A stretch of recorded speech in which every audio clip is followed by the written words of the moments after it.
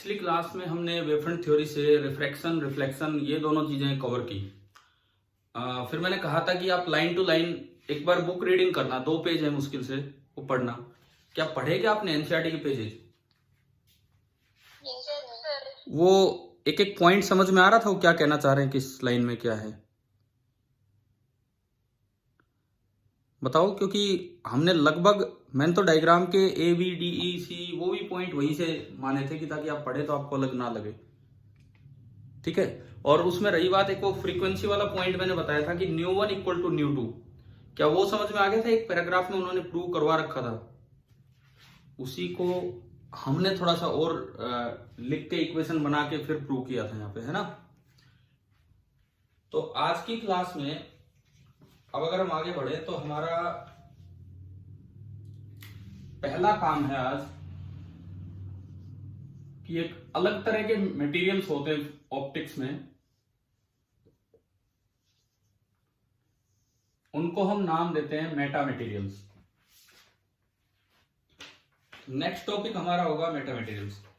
आपकी NCERT text book में Meta material के बारे में नहीं दे रखा, लेकिन जो एग्जाम्पलर बुक है उसमें मेटा मटेरियल का दिया रहता है। और इसमें एक बार इस पे जेईई मेंस में तो क्वेश्चन आ चुका है, तो नीट में भी आने के चांसेस हैं।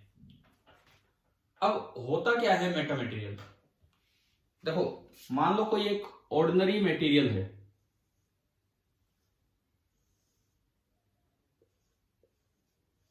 मेटा मटेरियल की मैं बात नहीं कर रहा हूं, मैं एक ऑर्डिनरी मटेरियल की बात कर रहा हूं।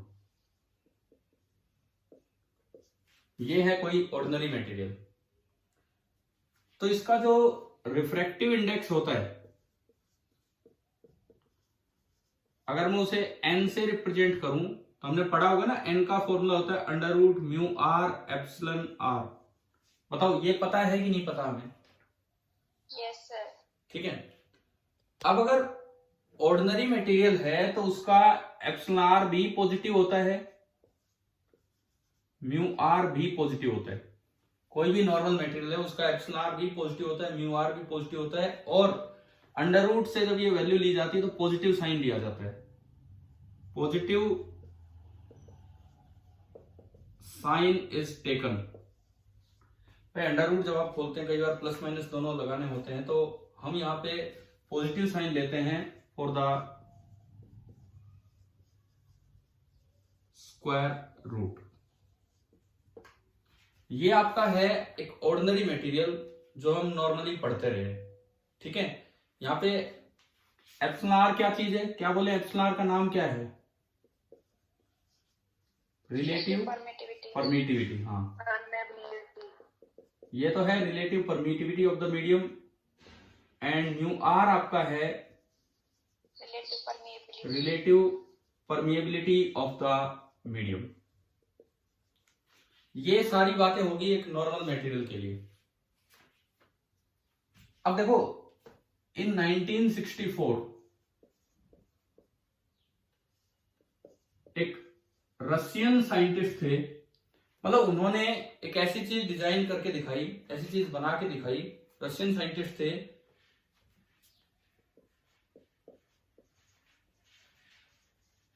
फेजलगो ये इनका नाम था। इन्होंने ना एक पोस्टुलेट दिया कि भाई कुछ ऐसे मटेरियल भी एग्जिस्ट कर सकते हैं जिनके लिए εr भी लेस देन 0 होगा और μr भी लेस देन 0 होगा। ही पोस्टुलेटेड द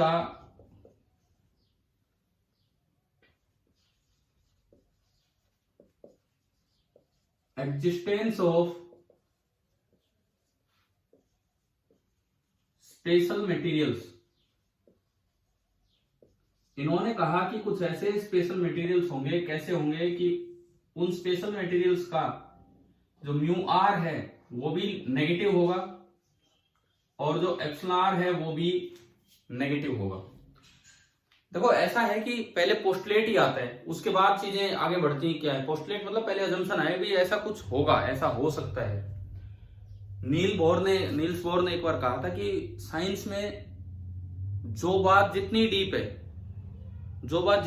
मतलब खूब प्रूव हो चुकी है, उसके अपोजिट बात भी उतनी ही डीप है। ये नील्स बोर की स्टेटमेंट है। मतलब अगर आपको ये चीजें दिख रही हैं तो हो सकता है उतना ही डेप्थ में ये वाला मटेरियल भी हो। तो कुछ इन बातों को ही ध्यान में रखते हुए इन्होंने कुछ सोचा और ये बताया कि भाई ऐसे मटेरियल हो सकते हैं, इनको नाम दिया गया मेटा मटेरियल्स, और बाद में ये मेटा मटेरियल्स लैब में बना लिए गए, ठीक है ना। These are called meta materials, जिनके लिए दोनों चीजें म्यू आर और इलेक्ट्रॉन आर दोनों नेगेटिव हैं, and such meta materials have been produced in the laboratories, ये बन चुके हैं, ये मेटा मटेरियल्स लैब्स में ये बन चुके हैं। अच्छा, अब मैं बात करता हूं इसके रिफ्रैक्टिव इंडेक्स की। अब इन मटेरियल्स के लिए जो रिफ्रैक्टिव इंडेक्स डिफाइन किया गया n, देखो ये भी नेगेटिव, ये भी नेगेटिव, नेगेटिव इंटू नेगेटिव क्या हो जाएगा? पॉजिटिव। पॉजिटिव। लेकिन जैसे यहाँ एक पॉजिटिव साइन दिया गया, यहाँ स्क्वायर रूट के बाहर एक नेगेटिव साइन दिया गया, और बाय डेफिनेशन इनका रिफ्रैक्टिव इंडेक्स ये था minus of mu are into epsilon are.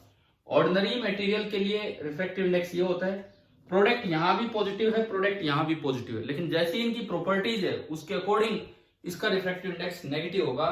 तो इन मटेरियल्स के लिए माइनस साइन यहां पे लिया गया, ठीक है। पहली बात बताओ, ये पॉइंट समझ में आया? मटेरियल्स होते क्या हैं, किस तरह के मटेरियल्स हैं। पोस्टुलेट दिया कि भी ऐसा एग्जिस्ट कर सकता है और ऐसा एग्जिस्ट किया, फिर जब ऑप्टिकल प्रॉपर्टी चेक की गई तो पाया गया कि इसका रिफ्रैक्टिव इंडेक्स नेगेटिव है। क्या मतलब उसका अभी मैं क्लियर करूंगा। पहले बताओ मेटा मटेरियल्स क्या होते हैं, यहां तक समझ आया?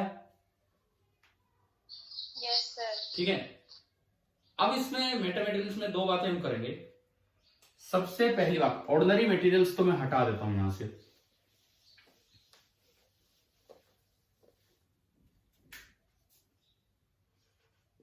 पहला पॉइंट मेटा मटेरियल्स का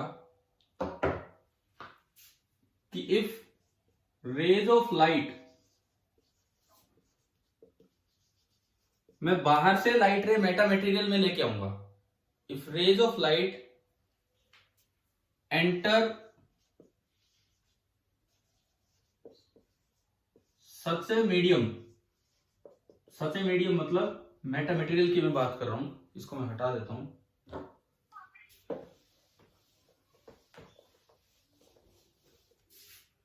कहां से आई? From air. एयर मतलब जिसका रिफ्रैक्टिव इंडेक्स होता है 1। अगर एयर से कोई लाइट आ रही है, मान लो at an angle theta, normal के साथ, at an angle theta with normal, normal के साथ ही हम बनाते हैं इन सेकेंड क्वाड्रेंट। अच्छा, मैंने सेकेंड क्वाड्रेंट क्यों लिखा है? आप अपने रे डायग्राम सोचो, जब भी आप रिफ्रैक्शन दिखाते हो, रेज कौन से क्वाड्रेंट, इंसिडेंट रे कौन से क्वाड्रेंट में बनाते आए हो आप? सेकंड। समझ गए हो? इधर से लेके आते थे हम, इधर से, वो उधर फर्स्ट होता था, ये सेकंड ही होता था ऊपर, ठीक है। तो अच्छा चलो ठीक है, नॉर्मल मटेरियल होता है तो चाहे टुवार्ड्स द नॉर्मल बैंड हो चाहे away from the normal band हो, सेकंड क्वाड्रेंट से आने के बाद रे बताओ कौन से क्वाड्रेंट में बाहर निकलती थी? फोर्थ में। अब ये पिक्चर क्वाड्रेंट वाली तो आ गई है ना दिमाग में, फर्स्ट सेकंड थर्ड फोर्थ, ठीक है। लेकिन इसकी खास बात क्या थी? जो पहली प्रॉपर्टी इसकी है, देन द रिफ्रैक्टेड बीम, जो भी आपकी रिफ्रैक्टेड बीम होगी नॉर्मल मटेरियल में वो सेकंड से फोर्थ में जाती थी, इसमें वो बीम जाएगी थर्ड क्वाड्रेंट में, इज इन थर्ड क्वाड्रेंट। ये पहली प्रॉपर्टी है मेटा मटेरियल की। मतलब अगर मैं डायग्राम आपको बना के दिखाऊं कि किस तरह का क्या है, सपोज ये इंटरफेस है, ऊपर एयर है और नीचे मेटा मटेरियल है। एयर का रिफ्रैक्टिव इंडेक्स 1 और मेटा मटेरियल का नेगेटिव, ये मतलब है। अब अगर आप कहीं से रेज लेते हो, यूं आती हैं, हम वेवफ्रंट थ्योरी चला रहे हैं तो मैं दो पैरेलल दिखा रहा हूं, प्लेन वेवफ्रंट हम पढ़ रहे हैं, तो दरअसल इंसिडेंट वेवफ्रंट हो गया ये, आपने यहां से एक परपेंडिकुलर डाला, ये आपका इंसिडेंट वेवफ्रंट जिसको हम नाम दिया करते थे ए बी। आमतौर पे, हाँ जी बोलो। आपने थर्ड क्वाड्रेंट क्यों लिख दिया? अभी बनाऊंगा, उसके बाद देखना क्यों लिखा है। ये रेज रिफ्रैक्ट होके यूं जाती है इस मीडियम में। अगर ये नीचे वाला मीडियम मेटा मटेरियल है तो ये रेज रिफ्रैक्ट होके यूं जाती है इस मीडियम में। अब आप देखो कौन से क्वाड्रेंट में गई, किसी भी एक रे को देखिए।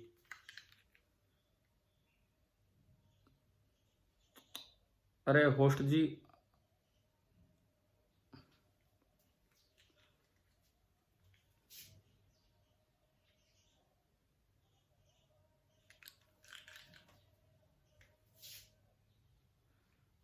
हाँ जी, अब आवाज आ रही है? अभी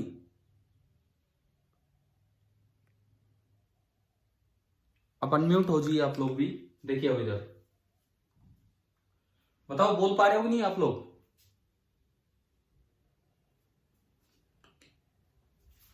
देखो थर्ड क्वाड्रेंट क्यों लिखा कि आप किसी भी एक क्वाड्रेंट एक रे को देखेंगे, ये नॉर्मल है, ये नॉर्मल है, तो नॉर्मल के इधर first quadrant, second quadrant, third quadrant and fourth quadrant. तो फर्स्ट क्वाड्रेंट से आने वाली रे थर्ड क्वाड्रेंट में गई।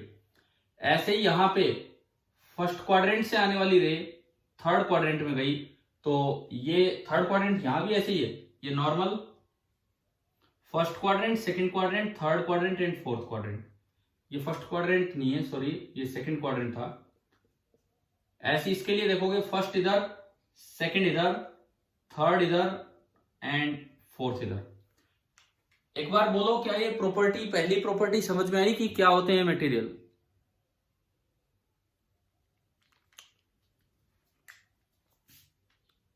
अभी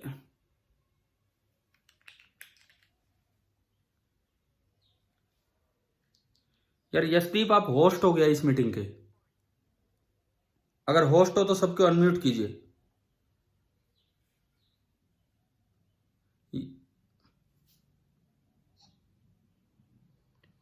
भाई सभी सर हो गया। ठीक है। देखो अब इधर सुनो, फर्स्ट प्रॉपर्टी पे ध्यान दो, मेटा मटेरियल की पहली प्रॉपर्टी पे। ये बताओ, डायग्राम देख के समझ में आ रहा है कि क्या अलग है इस मटेरियल में और मटेरियल्स के मुकाबले? भाई डायग्राम से समझ आ गया कि नहीं? ये सेकंड से आने वाली रे थर्ड में गई, समझ में आया ये पॉइंट? अगर आप ऑर्डिनरी मटेरियल कोई भी देखते, ऑर्डिनरी मटेरियल चाहे वो डेंसर मीडियम हो, कैसा भी हो, देखो एक मिनट, क्योंकि हम कंपेयर करेंगे कि ऐसा क्यों हो रहा है इसमें। तो उसमें जो रेज आएंगी एयर से किसी भी ऑर्डिनरी मटेरियल में, ऑर्डिनरी मटेरियल एयर से तो डेंसर ही होगा। तो देखिए ये रेज यूं आएंगी, पैरेलल रेज, क्योंकि हम प्लेन वेव पढ़ते हैं, प्लेन वेव फ्रंट। तो ये बैंड होगी टुवार्ड्स द नॉर्मल इस तरह से। परंतु कौन से क्वाड्रेंट में है ये? अभी भी आप किसी भी एक जगह नॉर्मल डालोगे, किसी भी एक जगह नॉर्मल डालोगे, तो ये सेकंड क्वाड्रेंट है, ये थर्ड है, और ये कौन सा क्वाड्रेंट हो गया आपका इस रे के लिए? Fourth quadrant. परंतु मेटा मटेरियल्स में सेकंड से डायरेक्ट वो कितना बैंड हो जाती है कि कौन से क्वाड्रेंट में पहुंच जाती है? थर्ड क्वाड्रेंट में। आप ये बताओ, पहली प्रॉपर्टी समझ आ गई कि नहीं? हाँ भाई, क्लियर हो रहा है? बोलिए, फर्स्ट प्रॉपर्टी क्लियर है मेटा मटेरियल्स की? अभी भी अनम्यूट हो गया ना, म्यूट हो गया आप लोग?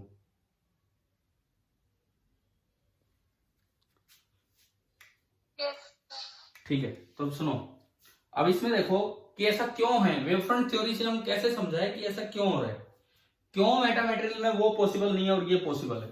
अगर मैं मेटा मटेरियल की बात करूं, मान लो ये मेटा मटेरियल है, तो ये चीज इम्पॉसिबल हो जाएगी, ये वाला डायग्राम इम्पॉसिबल हो जाएगा, एंड ओनली यही वाला डायग्राम पॉसिबल होगा।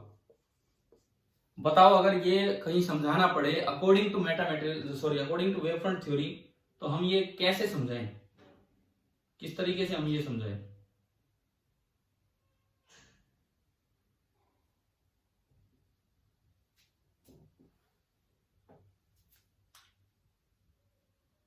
मान लो मैंने एक इंसिडेंट वेवफ्रंट लिया ए बी, और उसमें भी लिया ए बी, दोनों में मैंने एक इंसिडेंट वेवफ्रंट ले लिया ए बी। हम कल पढ़ के आ चुके हैं कि एक वेवफ्रंट के एक वेव फ्रंट के दोनों पार्टिकल या जितने पार्टिकल होते हैं सारे सेम फेज में होते हैं। आप लोग कोई कुछ बोल ही नहीं रहा है क्या? सबको फिर से म्यूट कर दिया है क्या यशदीप आपने? Yes sir. भाई यशदीप सुनो, ऐसे मत करो। अगर आपको होस्ट बना दिया गया है, बन गए हो, तो अब आराम से चलने दो क्लास को। देखिए बहुत बार करने लग रहा है। क्या वो बार बार म्यूट कर देता हो? इधर मैंने कुछ नहीं करा, मैंने अनम्यूट कर रखा है। ठीक है ठीक है ठीक है, सुनो। मैं कुछ सेटिंग्स अरे पता है, पूरी क्लास डिस्टर्ब हो रही है बिना मतलब। इधर सुनो, इधर सुनो। ये ए बी है इंसिडेंट वेव फ्रंट। तो आप ये बताओ, फाई ए और फाई बी सेम होंगे कि अलग अलग होंगे? सेम होंगे। इट मीन्स हम ये कह सकते हैं कि phi A is equal to phi B. पहली बात, ठीक है। दूसरी बात, थोड़ी देर बाद आपने वेव फ्रंट बनाया। मैं थोड़ी देर बाद की बात करता हूं। थोड़ी देर बाद ये वेव फ्रंट बना। सपोज कीजिए ये वेव जा रही है, ये वेव फ्रंट बना। कुछ समय बाद का मैंने वेव फ्रंट बना दिया और मैं इसको नाम दे रहा हूं ई, इसको नाम दे रहा हूं डी। ये हमने कुछ नाम डाल दिए। इसको मैंने नाम दे दिया सी। मैंने कुछ समय बाद का वेव फ्रंट बना दिया इधर, ठीक है। और सेम ऐसा ही काम उसमें कर दिया, दूसरे डायग्राम में भी कुछ समय बाद का वेव फ्रंट परपेंडिकुलर डाल के और इस तरह से बना दिया। ये ई है और ये डी है। एक मैंने इंसिडेंट वेव फ्रंट बनाया और एक मैंने रिफ्लेक्शन साइड कुछ समय बाद का वेव फ्रंट बना दिया। आप एक बार इस डायग्राम को देख के बताओ, ए ई बड़ा है कि सी डी बड़ा है?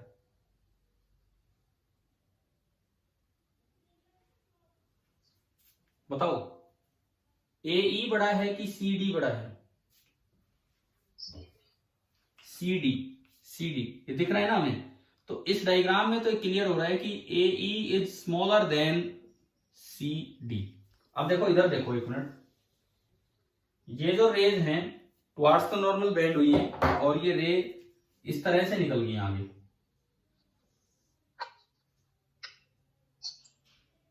थोड़ा सा टुवार्ड्स द नॉर्मल मैंने बेंड कर दिया।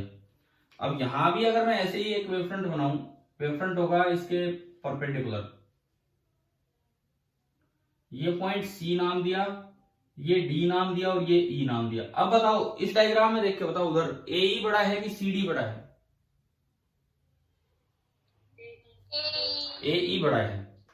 ए E is greater than C D. इधर ए ई छोटा है और उधर ए ई बड़ा है। अब अगर आप फेज की बात करें तो ये दोनों सेम फेज में है। सिमिलरली नीचे वाले दोनों भी आपके सेम फेज में हैं। It means phi E is equal to phi D. एक वेव फ्रंट है। यहां भी देखोगे तो phi E is equal to phi D, ये भी एक वेव फ्रंट है, ठीक है। ऊपर अगर देखते हैं ऊपर, तो phi A is equal to phi B. अब जैसे हम कल कर रहे थे, दोनों का डिफरेंस निकाल लेते हैं। जैसे हम कल कर रहे थे, दोनों का डिफरेंस निकाल लेते हैं। इट मींस इसको और इसको देख के मैं कह सकता हूं कि phi A minus phi E, this implies phi A minus phi E is equal to phi B minus phi D. Similarly उधर भी आप बोल सकते हो कि phi A minus phi E is equal to phi B minus phi D. हम एक प्रयास कर रहे हैं, कोशिश कर रहे हैं कि वेवफ्रंट थ्योरी से ये दिखाएं कि मेटा मटेरियल्स में रे तीसरे क्वाड्रेंट में जाएंगी, ना कि चौथे क्वाड्रेंट में, जो नॉर्मल मटेरियल्स में होता है उस तरीके से, ठीक है। अब आप ये बताओ, इसको पाथ की टर्म्स में कैसे लिखें? In terms of path difference इसको कैसे लिखें?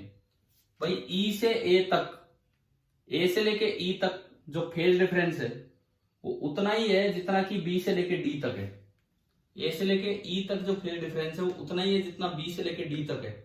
तो इसको मैं पाथ, ऑप्टिकल पाथ कल लिखना सिखाया था। ऑप्टिकल पाथ, हाँ जी बोलो, क्या कल ऑप्टिकल पाथ आपको लिखना सिखाया था कि अगर कोई टी लेंथ किसी मीडियम में चलता है तो उसका ऑप्टिकल पाथ होगा n इंटू टी। बताओ कल सीखा था कि नहीं हमने? ठीक है। तो आप मुझे ये बताओ, ये तो फेज डिफरेंस हो गया बिटवीन ए एंड ई, ये फेज डिफरेंस हो गया बिटवीन बी एंड डी। अब आप एक बार ऑप्टिकल पाथ बताओ ए से ई, सब कुछ वैक्यूम में कन्वर्ट करके हम लिख रहे हैं। Optical path from A to E कितना है? Optical path from A to E कितना है? इसको मैं लिख सकता हूं, मान लो इस मेटा मटेरियल का म्यू आर और एप्सिलॉन आर आपको दे रखा है, तो optical path between A and B, मैं एक बार उधर वाला डायग्राम हटा रहा हूं, वो तो आपके दिमाग में है ही क्या है क्या नहीं, ताकि हम ये चीज कर सके। देखो सबसे पहली बात ए ई ऑप्टिकल, अगर मैं ए ई ऑप्टिकल लिखूं, ये ऑप्टिकल लेंथ कितनी है ए से ई, तो वो लिखी जाएगी इधर का रिफ्रैक्टिव इंडेक्स, मेटा मटेरियल का रिफ्रैक्टिव इंडेक्स डिफाइन होता है minus under root mu are into epsilon r और into geometrical length A E. आप बताओ ऑप्टिकल लेंथ ए ई लिखना कैसे लिखा, समझ में आ गया कि नहीं? एक बार बोलो। ठीक है, और इसके कोरस्पोंडिंग फिर जब आप फेज डिफरेंस लिखेंगे, फेज डिफरेंस तो मैंने कल लिखना सिखाया था 2 pi by lambda vacuum into minus under root of mu are into epsilon are into A E. बताओ कल वाला काम यूज हो रहा है अभी? क्या ये कल हमने सीखा था कि नहीं? Yes sir. ठीक है, सिमिलरली अब मैं लिखता हूं बी से लेके डी तक optical path, B D optical. अब अगर मैं बी डी ऑप्टिकल की बात करूं तो बीसी लेंथ तो एयर में है, बीसी लेंथ तो एयर में है, वो तो एज इट इज आ जाएगी। और ये जो सीडी लेंथ है इसको इसके रिफ्रैक्टिव इंडेक्स से मल्टीप्लाई करना है, और इसका रिफ्रैक्टिव इंडेक्स है minus under root mu are epsilon r, ये इसका रिफ्रैक्टिव इंडेक्स है, और इनटू लेंथ सी डी। बताओ अगर कल वाला पॉइंट क्लियर है ऑप्टिकल पाथ लिखने का, तो शायद ये समझ आ रहा होगा कैसे लिखा है। ठीक है, और मेटा मटेरियल की एक खासियत है कि जैसे ऊपर वाले का तो n1 है, और इसका जो n होगा वो नेगेटिव डिफाइन हुआ है minus under root mu are epsilon are, तो हमने इन चीजों का यूज कर लिया। क्या बीडी ऑप्टिकल समझ आया कैसे लिखा है? Yes sir. तो यहां से लिखवा दो phi B minus phi D क्या होगा, phi B minus phi D. जो भी ऑप्टिकल पाथ लेंथ है यूनिटरी मेथड लगाया, लैम्डा होता तो 2 पाई, एक होता तो 2 पाई बाई लैम्डा वैक्यूम, और फिलहाल होगा into B C minus under root mu are epsilon are into C D. अच्छा जी बताओ, अब ये क्लियर हो गया, दोनों निकाल लिया हमने, phi A minus phi E भी निकाल लिया and phi B minus phi D भी निकाल लिया। क्या क्लियर है कि नहीं ये दोनों? Equation 1 equation 2। ठीक है, और अभी हमने देखा कि ये दोनों तो इक्वल है, तो मैंने इन दोनों को इक्वेट किया, इसको मैं इक्वेशन नंबर स्टार बोल रहा हूं। तो यूजिंग इक्वेशन स्टार, मैं इक्वेशन स्टार का यूज करके आगे बढ़ रहा हूं। इक्वेशन स्टार का मैंने यूज किया तो ये बना 2 पाई बाई लैम्डा वैक्यूम से 2 पाई बाई लैम्डा वैक्यूम काट देंगे बाहर की बाहर, समझ आ रहा होगा है ना? ये देखो ये पूरा, तो ये पूरा इससे कैंसिल हो गया, बचा क्या? तो ये बचा minus under root mu are epsilon are into A E is equal to. हाँ जी बोलो सर ये बीडी ऑप्टिकल कैसे है ये बता दो। अभी बताता हूँ, एक मिनट, ये इक्वेशन लिख दूं मैं। देखो बीडी ऑप्टिकल कैसे लिखा, ध्यान से सुने। बीडी मतलब बी से सी गई वेव और सी से D I. BC length air में चली है या किसी मीडियम में चली है? बीसी लेंथ एयर में, तो एयर वाली लेंथ तो एज इट इज लिखी जाती है, प्लस जो मीडियम में चले उसको एयर में कन्वर्ट कर लो, और एयर में कन्वर्ट करने का तरीका मैंने कल सिखाया था, वो याद है कि उसके रिफ्रैक्टिव इंडेक्स से मल्टीप्लाई कर दो, उतनी लेंथ होती है। Yes sir. तो देखो CD लेंथ, ज्योमेट्रिकल लेंथ तो CD है, लेकिन ऑप्टिकली वो अलग होगी, और इस मीडियम का रिफ्रैक्टिव इंडेक्स कितना होता है मेटा मटेरियल का? Minus mu are epsilon r, है ना? Yes sir. तो उस CD को उससे मल्टीप्लाई कर दिया, तो CD को इससे मल्टीप्लाई करके ऐड कर दिया। बताओ क्या बीडी ऑप्टिकल आ गया समझ? Yes sir. और फिर मैंने दोनों का फेज डिफरेंस निकाल लिया 2 पाई बाई लैम्डा वैक्यूम से मल्टीप्लाई करके, इक्वेट किया, इधर से देखा वेवफ्रंट से तो इक्वल होने चाहिए, 2 पाई लैम्डा वैक्यूम से कट गया और ये आपकी ये इक्वेशन बनी।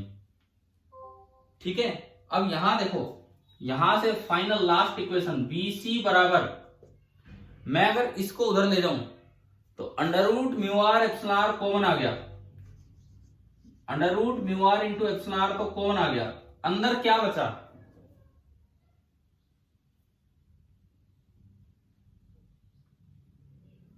अंदर क्या बचा इसमें, मैं बीसी निकालना चाह रहा हूं, सीडी माइनस ए बचेगा या ए माइनस सीडी बचेगा, बस ये बता दो। सीडी माइनस ए बचेगा या ए माइनस सीडी बचेगा, ये बता दो। ए माइनस सी डी माइनस ए। हाँ, इसको इधर लाना पड़ेगा, इसको इधर लाना पड़ेगा तब बीसी आएगा, तो ये सीडी प्लस का हो जाएगा और ये बच गया सीडी माइनस ए, इक्वेशन नंबर 3।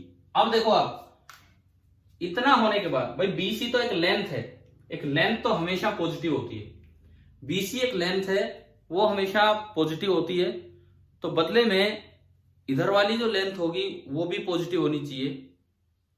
ये कौन स्क्रीन शेयर कर रहा है?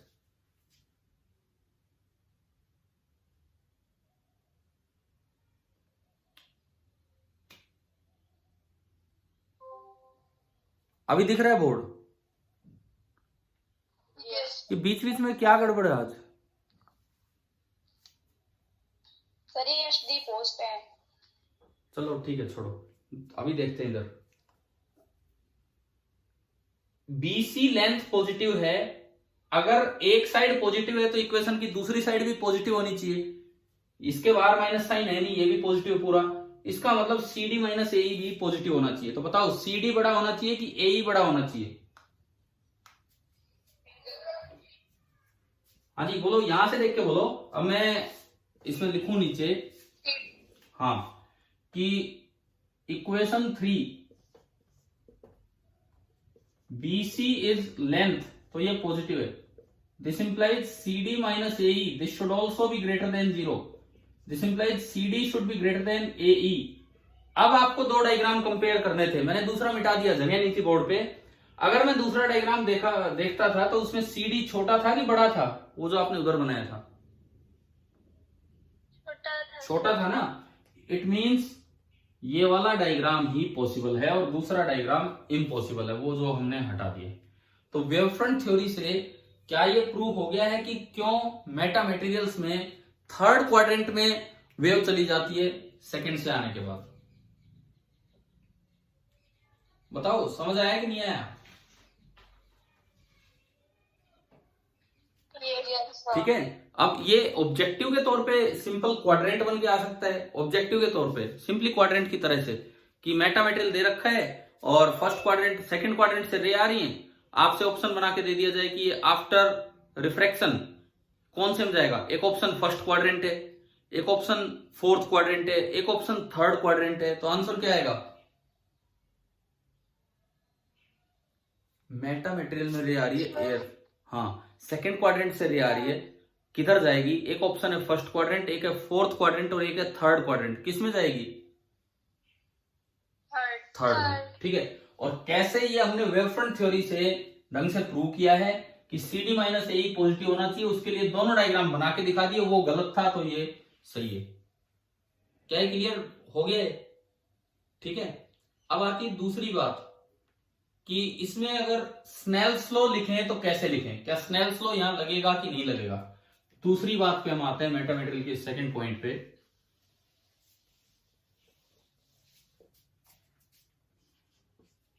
B part, Snell's law holds good for such a medium, ऐसे मीडियम के लिए भी स्नेल्स लॉ वैलिड होता है, बस वो इक्वेशन कैसे लगती है वो सुनो। मान लो इसमें आप एंगल दिखाओ, एंगल कैसे दिखाओगे? देखो ये मैंने थोड़ा सा दूर बनाया है, ये मैं अगर यहां पे बनाऊं तो ये है। अब मैं वेव फ्रंट से एंगल दिखाऊं तो ये तो है एंगल ऑफ इंसिडेंस, और ये क्या होगा आपका? Angle of reflection. Wave front से तो एंगल हो गई है, क्या एंगल समझ में आ रहे हैं वेव फ्रंट से कैसे बनाए? सरफेस इंटरफेस के साथ इंसिडेंट वेव फ्रंट का एंगल एंगल ऑफ इंसिडेंस और रिफ्रैक्टेड वेव फ्रंट का एंगल एंगल ऑफ रिफ्रैक्शन। बताओ ये एंगल आ गए समझ? Yes sir. रे से भी देख लो, रे से कैसे है सुनो, ये नॉर्मल है, नॉर्मल के साथ इंसिडेंट रे का एंगल एंगल ऑफ इंसिडेंस और नॉर्मल के साथ रिफ्रैक्टेड रे का एंगल एंगल ऑफ रिफ्रैक्शन। एक बार चेक कर लो क्या ये दोनों सेम है कि नहीं। देखो ये आई तो ये 90 माइनस आई और वेव फ्रंट रे के परपेंडिकुलर, तो 90 में से 90 माइनस आई घटाएंगे तो फिर से आई आ जाएगा। सिमिलरली ये आर तो ये 90 माइनस आर और फिर अगेन 90 में से घटाएंगे तो ये आर ही आ जाना है। तो आप वेव फ्रंट से अगर एंगल देखते हैं तो वो ये वाले एंगल हैं और रे से दिखाते हैं तो ये वाले एंगल है। तो हम तो रे के तरीके से स्नेल्स लॉ लगाते आए हैं, तो आप कहीं से भी एंगल देख सकते हो। अच्छा, अब स्नेल्स लॉ की इक्वेशन क्या होती है? इधर का रिफ्रैक्टिव इंडेक्स, एयर है ऊपर, एयर का रिफ्रैक्टिव इंडेक्स कितना होगा? 1 into sine i is equal to, इधर का रिफ्रैक्टिव इंडेक्स कितना है? मिटा दिया मैंने, नीचे वाला जो रिफ्रैक्टिव इंडेक्स था ऊपर तो था 1 और नीचे था minus under root mu are into epsilon. Snell's law तो लगता है इस मीडियम में, लेकिन वो n नहीं लेना, आपको मोड n लेना है, क्योंकि इधर का रिफ्रैक्टिव इंडेक्स क्या था? नेगेटिव था। तो स्नेल्स लॉ की इक्वेशन में उसकी पॉजिटिव वैल्यू लेनी होती है इनटू साइन ऑफ आर। इस तरह से, इस तरीके से यहां स्नेल्स लॉ लगता है। मतलब अगर आप ढंग से लिखें तो ये इक्वेशन बनेगी sine i is equal to minus n into sine r. Minus क्यों लगाया है बाहर? क्या ये नेगेटिव है या पॉजिटिव है? ये करने के लिए ये बताओ मुझे, ब्रैकेट ये पूरी नेगेटिव है कि पॉजिटिव है? पॉजिटिव। पॉजिटिव। ये पूरी ब्रैकेट पॉजिटिव है, यानी कि अगर म्यू आर एप्सिलॉन आर की टर्म्स में रखें तो माइनस माइनस हट जाएगा और ये बनेगा under root mu are into epsilon are into sine of r. तो मेटा मटेरियल्स पे अगर कोई न्यूमेरिकल आए तो आपको एन की नेगेटिव वैल्यू नहीं लेनी है। स्नेल्स लॉ लगाने के लिए आप एन की पॉजिटिव वैल्यू ही लेके चलेंगे वहां से। ठीक है, क्या आ गया ये बात यहां से समझ में? Yes sir. अब अगर इस चीज को स्नेल्स लॉ जैसे हमने कल भी वेरीफाई किया था उन मटेरियल्स के लिए, ऑर्डिनरी मटेरियल्स के लिए, एक बार कल और परसों, rare to denser, denser to rare, इस तरह का, तो क्या ये डायग्राम बना हुआ है सामने? क्या इससे स्नेल्स लॉ दिख रहा है क्या हमें? ये बताओ आप, क्या इस डायग्राम से स्नेल्स लॉ नजर आ रहा है? साइन आई बोलो पहले, ऊपर वाली ट्रायंगल से साइन आई कितना है? इस ट्रायंगल से, वेव फ्रंट वाली ट्रायंगल से। हाँ सही बोल रहे हो, sine i is equal to perpendicular BC upon AC. Sine i आपका है बीसी अपॉन एसी, समझ आ गया होगा ये तो, है ना? और साइन आर बोलो अब कितना है? ये लेंथ है सी डी माइनस ए, दिख रहा है आपको? साइन आर लिखने के लिए परपेंडिकुलर ये है, ये लेंथ है सी डी माइनस ए। ये समझ आ रहा है क्या? साइन आर अगर आप लिखते हो तो ये वाली लेंथ परपेंडिकुलर है, means C D minus A divided by क्या बताओ? एसी। ये बताओ मुझे, ये आ गया ना? दिख गया होगा आपको डायग्राम से कैसे लिखा है? ठीक है, रेशियो ले लो sine i by sine r. तो अगर आप sine i by sine r करते हो तो एसी से एसी कैंसिल हो जाएगा और यहां अगर मैं देखूं ये कैंसिल हो गया, sine i upon sine are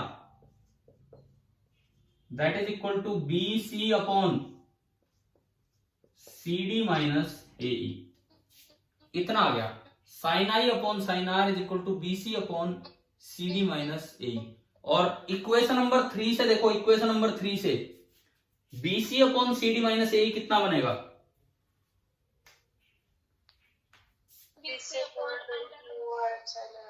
दोबारा सुनो, BC upon C D minus A कितना बनेगा? Under root of mu are into epsilon are. तो मैं इसको इक्वेशन 3 का यूज करके लिखूं तो ये बन गया under root of mu are into epsilon r. और अब अगर आप साइन आर को उधर ले जाते हो, मल्टीप्लाई कर दे, तो बताओ क्या ये इक्वेशन आ गई है कि नहीं? ये वाली इक्वेशन ठीक है। और दरअसल ये n नहीं है, ये n का पॉजिटिव वैल्यू है, तो ये n का मोड है, तो मैं इसे मोड n लिख सकता हूं या माइनस n लिख सकता हूं। तो मेटा मटेरियल में स्नेल्स लॉ लगाना आ गया, किस तरह लगाना है। फॉर एग्जाम्पल एक क्वेश्चन लेते हैं, स्नेल्स लॉ लगाने के ऊपर एक सवाल लेते हैं मेटा मटेरियल में। देखो वेव फ्रंट थ्योरी से ही हम पूरा एक्सप्लेन कर रहे हैं, और आईआईटी जेई में क्वेश्चन आ चुका है, इस पे नीट में भी आ सकता है, ठीक है। बिकॉज एनसीईआरटी ये वाली टेक्स्ट बुक तो नहीं, लेकिन एग्जाम्पलर टेक्स्ट बुक जो है उसमें इन पे पूरा ये डिटेल दी हुई है। तो सुनो, एटलीस्ट जैसे मान लो न्यूमेरिकल आ जाए, यहां एयर है, यहां रिफ्रैक्टिव इंडेक्स है -2, इस तरह का कुछ हमें दिया गया,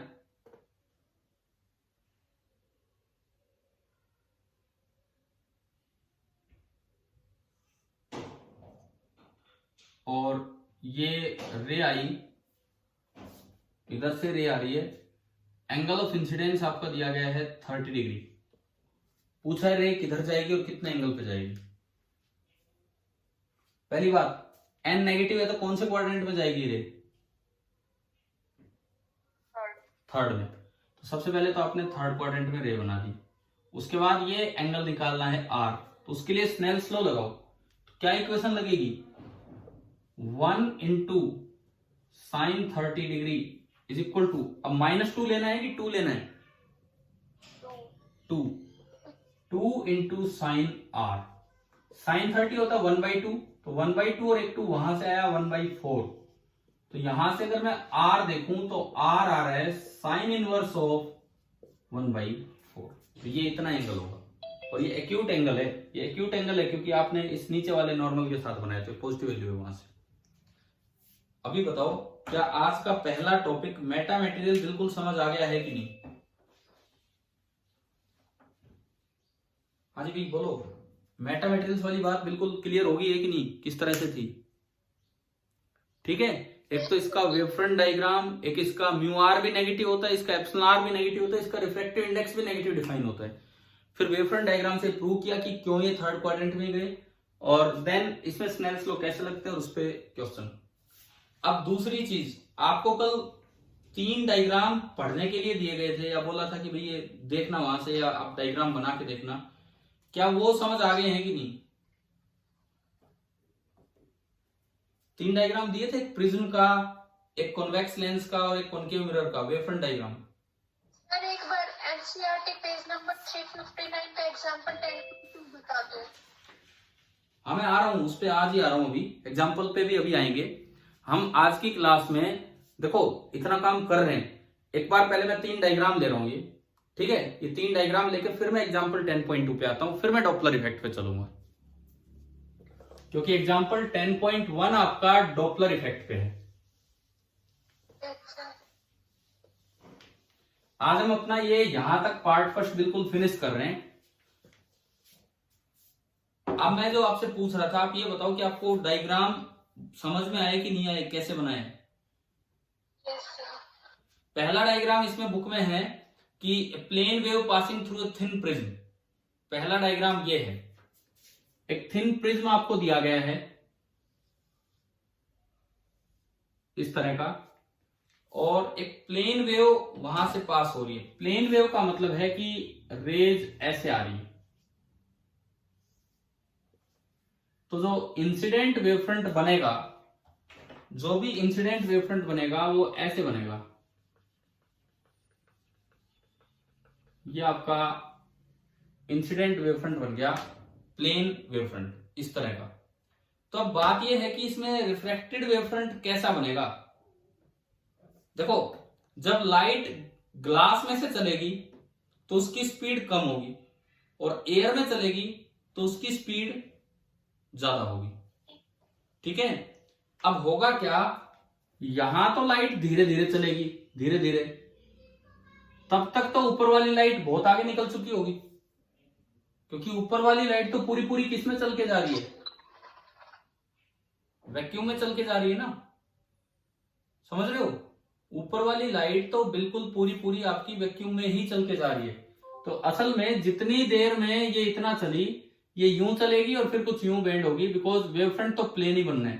तो आपने यहां से अगेन, ये मैं इस कलर से दिखा देता हूं, ये आपका होगा रिफ्रेक्टेड वेव फ्रंट, और ये जो रेज हैं ये इस तरह से जाती है। हमें प्रिज्म और इनकी डिटेल में नहीं जाना है, क्वांटिटेटिव डिटेल में नहीं जाना है, केवल रे डायग्राम समझ रहे हैं कि भाई ये था incident wave front A B, और ये है रिफ्लेक्टेड वेव फ्रंट सीई।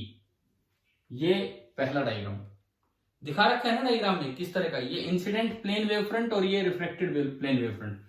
अब phi A is equal to phi B, similarly phi C is equal to phi E, तो इनका सब्ट्रैक्शन करोगे तो वो भी इक्वल होगा। तो phi A minus phi C is equal to phi B minus phi E. ठीक है, फिर आप एसी लेंथ को देखो तो वो तो पूरी मीडियम में है, यहां रिफ्रैक्टिव इंडेक्स है n, तो इसकी इक्विवेलेंट लेंथ इन वैक्यूम हो जाएगी n इंटू एसी, और इसका जो कोरस्पॉन्डिंग फेज डिफरेंस होगा वो होगा 2 pi by lambda vacuum into n into A C. समझ में आ रहा है क्या? क्या अभी जो बताया था वही इक्वेशंस बन रही है। ठीक है, और ऊपर वाली तो ऑलमोस्ट एयर में ही है, तो मान लो मैं इस पॉइंट को डी नाम दूं, तो 2 पाई बाई लैम्डा वैक्यूम, और ये बनेगा B D plus D. Almost ये बाहर बाहर है इस तरह से। तो ये इनकी इक्वेशंस होती हैं, बट ऐसी चीजें हमसे नहीं पूछी जाएंगी, इनकी डिटेल में हम नहीं जाने वाले हैं। आप केवल ये डायग्राम याद कर लेना। आप ये बताओ, प्रिज्म वाला डायग्राम आ गया समझ में कैसा है? ठीक है, ये यहां से यहां जाने का टाइम और लाइट का यहां से यहां जाने का टाइम सेम है, परंतु बाहर स्पीड ज्यादा है, इसलिए वो लेंथ ज्यादा है और ये वाली लेंथ कम है। पहला डायग्राम क्लियर है कि नहीं, बोलो एक बार। ठीक है, दूसरा जो डायग्राम है वो प्लेन वेव फ्रंट इंसिडेंट हो रहा है थिन कॉन्वेक्स लेंस पे। एक कॉन्वेक्स लेंस दिया है, उसके ऊपर एक प्लेन वेव फ्रंट आया। अब ये वाला देखो, सेकंड डायग्राम,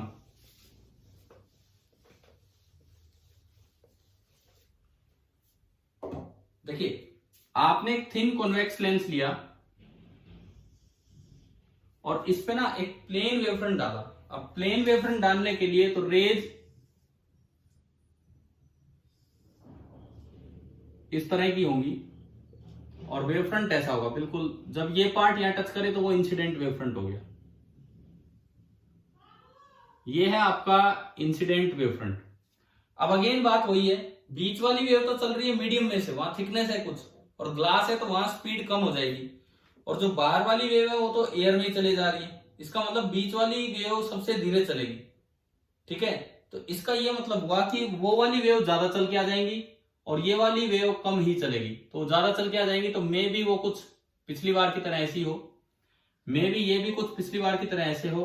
और जब आप इनको ज्वाइन करेंगे सेम फेज वालों को, तो इस बार लेंस में प्लेन वेव नहीं मिलती है बल्कि आपको स्फेरिकल वेव मिलती है। और उसका कारण आप रे से समझ सकते हो। पैरेलल रे आती तो कहां जाके मिलती है?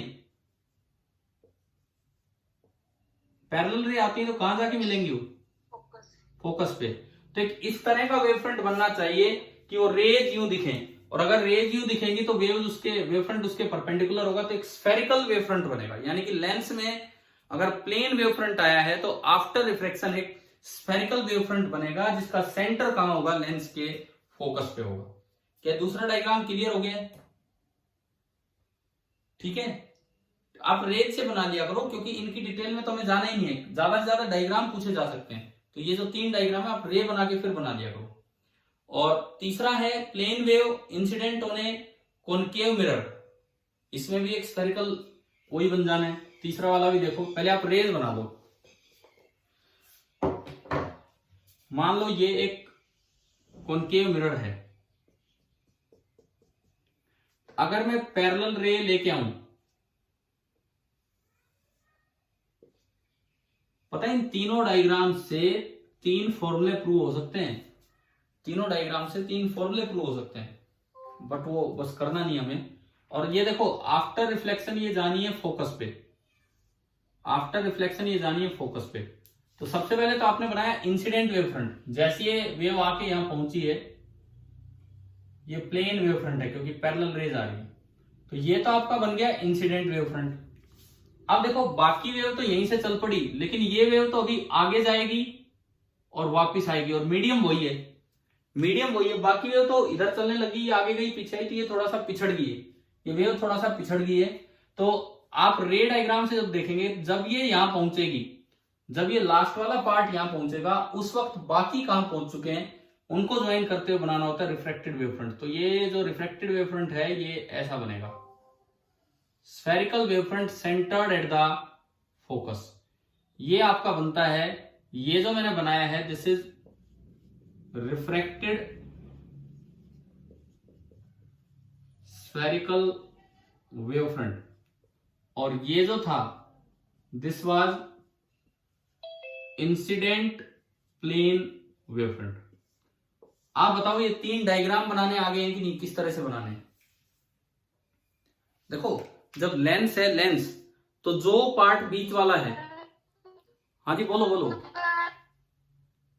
क्या कह रहे हो, आवाज नहीं समझ आ रही।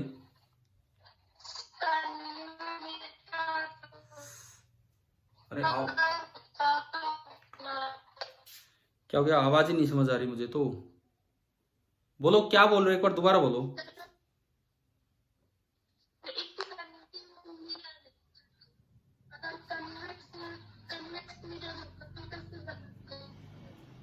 देखो जहां तक मुझे थोड़ा सा सुनाई दे रहा है, आप कह रहे हो कि अगर कॉनकेव की बजाय कॉन्वेक्स मिरर होता तो कैसे बनाते, है ना, यही वाली बात पूछी आपने।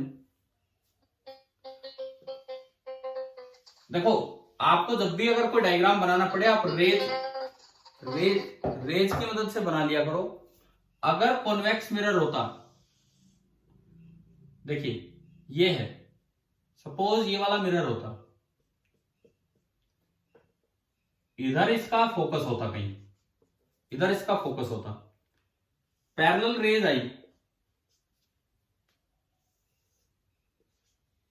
पैरेलल रेज आई, तो जो इंसिडेंट वेव फ्रंट है वो आपका बना प्लेन वेव फ्रंट। ये जो आपका बना this is the incident plane wave front. अब ये जो मिरर है ये रेज को डाइवर्ज करवाता है कि कन्वर्ज करवाता है आफ्टर रिफ्लेक्शन? डाइवर्ज। तो ये क्या करेगा, ये सारी रेज को ना ऐसे डाइवर्ज करेगा जैसे फोकस पे सेंटर्ड हो।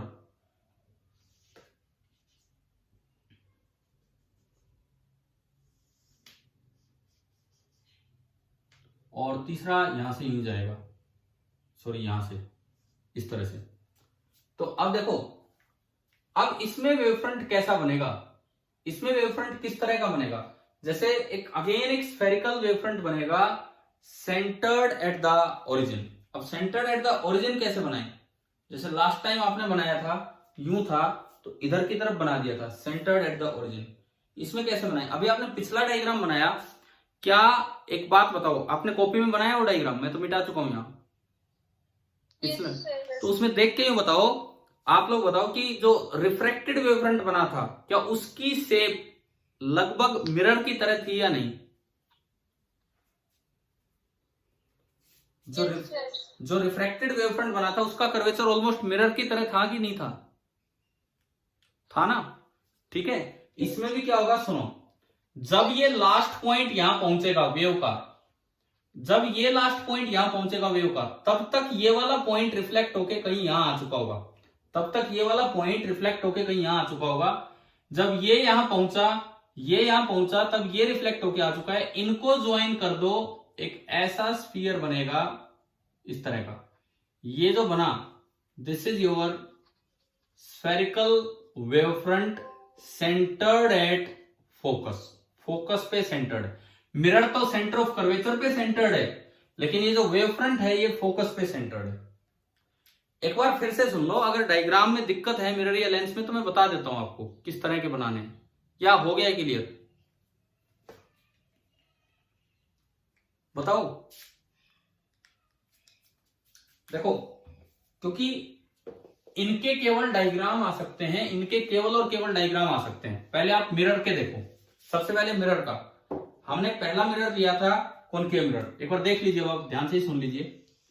ये कॉनकेव मिरर है, ये फोकस पे सेंटर्ड है कि सेंटर ऑफ कर्वेचर पे सेंटर्ड है ये मिरर? हाँ जी, मिरर का जो सेंटर है वो फोकस होता है कि सेंटर ऑफ कर्वेचर? बताओ। Centre of curvature. Centre of curvature. इसका सेंटर तो है सेंटर ऑफ कर्वेचर, इसके बीच में कहीं होगा फोकस। अब देखो पैरेलल रेज आई, पैरेलल रेज चल के आती हैं यूं, ये पैरेलल रेज आई। इंसिडेंट वेव फ्रंट का क्या मतलब है? जब पहली रे टच कर जाएगी, दूसरी अभी जा ही रही है, पहली रे टच कर जाएगी उस वक्त जो वेव फ्रंट है ये है आपका इंसिडेंट वेव फ्रंट। ये जो हमने बनाया this is the incident plane wave front. और जब लास्ट रे टच करेगी उस वक्त इनका क्या हाल है, उन सबको ज्वाइन कर दो। तो देखो ये जो रेज हैं ये इस तरह से मुड़ती हैं टुवर्ड्स द फोकस। पता है नहीं हमें, पैरेलल पैरेक्सियल रेज है तो किधर जाके मुड़ेगी? फोकस की तरफ। ये वाली रे भी जाके मुड़ेगी फोकस की तरफ, और ये भी रिफ्रैक्शन के बाद आएगी फोकस की तरफ। अब रिफ्रैक्टेड वेव फ्रंट कैसे बनाना है? अभी ये रे जा ही रही है, जब ये यहां है अभी तो जा ही रही है, अब ये आगे जाएगी, जब ये लास्ट में यहां पहुंचेगी तब तक ये वाली वेव यहां आ चुकी है, तब तक ये वाली वेव यहां आ चुकी है, और आप इन सबको ज्वाइन कर दो, आप इन सबको ज्वाइन कर दो ये। तो ये जो डायग्राम है, ये जो डायग्राम है ये है आपका रिफ्रैक्टेड स्फेरिकल वेव फ्रंट, लेकिन ये सी पे सेंटर्ड नहीं है, दिस इज सेंटर्ड एट कहां? फोकस। आप बताओ क्या कॉनकेव मिरर का डायग्राम बनाना आ गया कि नहीं? Wave front diagram plane wave का क्लियर है ना? ठीक है। ऐसे ही अगर आपको कॉन्वेक्स का बनाना हो, बस ये दो ही डायग्राम ध्यान रख लो, प्रूफ जिनमें करना है वो हम पहले कर ही चुके हैं।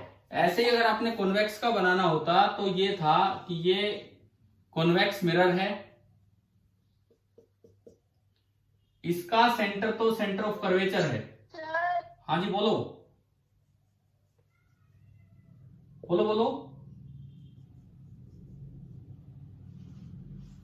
अरे बोलो कुछ, क्या कह रहे हो?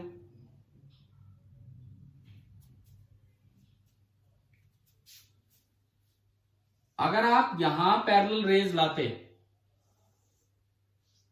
तो अब इंसिडेंट वेव फ्रंट कैसे बनता? अब साइड वाली वेव नहीं, पहले पहुंचती बीच वाली वेव, तो पहले बीच वाली वेव पहुंची है तो उस वक्त जो वेव फ्रंट है वो आपका है इंसिडेंट वेव फ्रंट।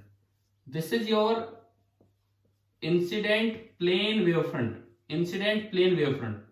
अब ये जो रेज हैं ये मिरर ऐसा है कि ये इनको ना रिफ्लेक्ट करवाएगा यूं, इधर की तरफ रिफ्लेक्ट करवाएगा, बाहर की तरफ डाइवर्ज करवाएगा यूं। तो जिस वक्त आखिरी रे पहुंचेगी, यहां भी लास्ट रे पहुंचेगी, ये कुछ पीछे आ चुका होगा, ये टकरा के कुछ पीछे आ चुका होगा, जब ये यहां पहुंचेगा ये वाला, और जब ये यहां पहुंचेगा, तो अब जो बनेगा वो आपका बनेगा रिफ्रैक्टेड वेव फ्रंट। ये है आपका रिफ्रैक्टेड स्फेरिकल वेव फ्रंट, और जिसका सेंटर जो है वो फोकस पे है। इसका जो सेंटर है, ये सेंटर नहीं, सॉरी, ये मिरर थोड़ा सा मैं बड़ा दिखाता हूं, एक हल्की सी गड़बड़ थी इसमें, ये सेंटर यहां है कहीं, ठीक है। तो ये this is the centre at focus. अभी आप बताओ कि आपको डायग्राम समझ आ गए कि नहीं, किस तरह से बनाने मिरर वाले वेव फ्रंट डायग्राम?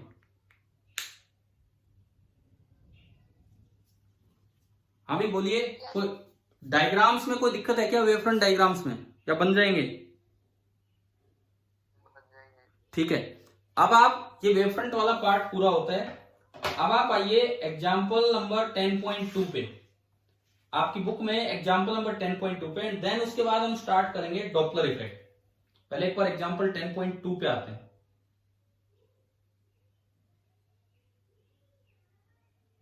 निकाल लिया ना? 3 पार्ट है इसमें। First part, when monochromatic light is incident on a surface separating two media, the reflected and refracted light both have the same frequency as the incident frequency. Explain why. अब इन्होंने qualitative explanation मांगी है, वही मांगी, क्या quantitative काम हमने कल कर लिया था? क्या कल इक्वेशन से प्रूव कर दिया था ν1 बराबर ν2 रिफ्रैक्टेड में? बोलो, क्या रिफ्रैक्टेड वाले में ν1 बराबर ν2 कल प्रूव कर दिया था हमने इक्वेशन से? हाँ जी, आवाज नहीं आ रही यार आपकी। किया था ना, ध्यान होगा ना वो पार्ट तो। ठीक है, तो ये क्वालिटेटिवली क्वेश्चन का आंसर दिया गया है यहाँ पे, उसी तरह से पूछा है। देखिए कि क्या कहता है कि अगर एक मोनोक्रोमेटिक लाइट है और वो एक सरफेस पे इंसिडेंट की गई है, ये जो इसके 3 पार्ट हैं ये हम यहां डिस्कस कर रहे हैं अभी।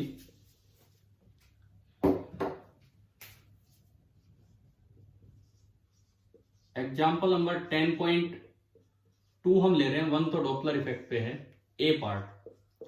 ये कहता है कि ये कोई इंटरफेस है, ये कोई भी एक इंटरफेस है और यहां से एक मोनोक्रोमेटिक लाइट आई किसी सोर्स से और वो आके इस पे इंसिडेंट हुई है। तो ये पूछा है कि क्यों रिफ्लेक्टेड की भी और रिफ्रैक्टेड की भी दोनों की जो फ्रीक्वेंसी है वो सेम है। देखो सुनो, सबसे पहली बात होती क्या है, यहां एक एटम है, यहां एक एटम है, क्वालिटेटिव एक्सप्लेनेशन दे रहा हूं इसकी। यहां एक एटम है, एक एटम की अपनी एक नेचुरल फ्रीक्वेंसी ऑफ वाइब्रेशन होती है, उसे बोलते हैं फ्री ऑसिलेशन।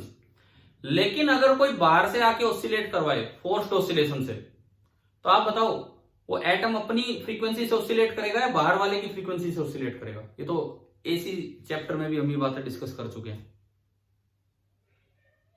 कोई सिस्टम है, कोई भी सिस्टम है, उसकी अपनी एक नेचुरल फ्रीक्वेंसी ऑफ ऑसिलेशन है।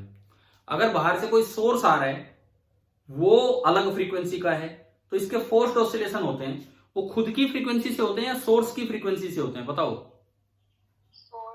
याद है ना यार, ये चीजें हमने एसी सर्किट में बहुत बार पढ़ी थी, इस तरह की बातें याद है ना ये पॉइंट तो। ठीक है, इसका मतलब इस एटम का जो ऑसिलेशन होगा वो खुद की नेचुरल फ्रीक्वेंसी से नहीं होगा, बल्कि इंसिडेंट लाइट एक फोर्स्ड ऑसिलेशन करवाएगी, तो इंसिडेंट लाइट की फ्रीक्वेंसी से होगा। और इंसिडेंट लाइट की फ्रीक्वेंसी वही होगी जो ओरिजिनल सोर्स की है। तो सोर्स की फ्रीक्वेंसी इंसिडेंट लाइट की फ्रीक्वेंसी है, उसने एटम का करवाया फोर्स्ड ऑसिलेशन और उस फ्रीक्वेंसी से एटम ऑसिलेट करता है।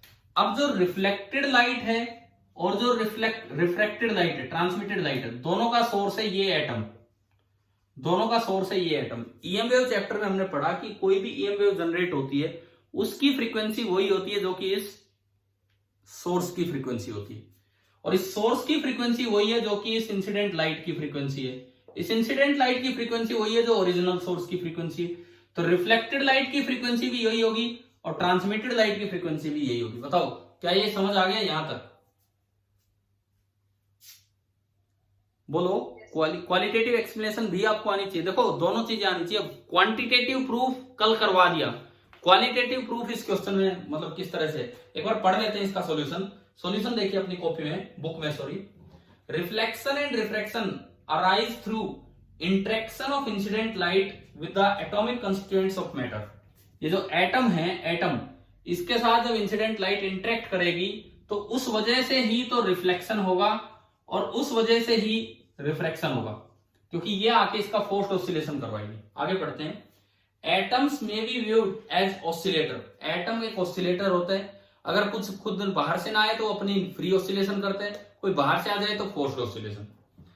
Atoms may be viewed as oscillators which take up the frequency of external agency light causing forced oscillation. जो बाहर से जो लाइट आई उसकी फ्रीक्वेंसी से इसके फोर्स्ड ऑसिलेशंस होने लग जाएंगे।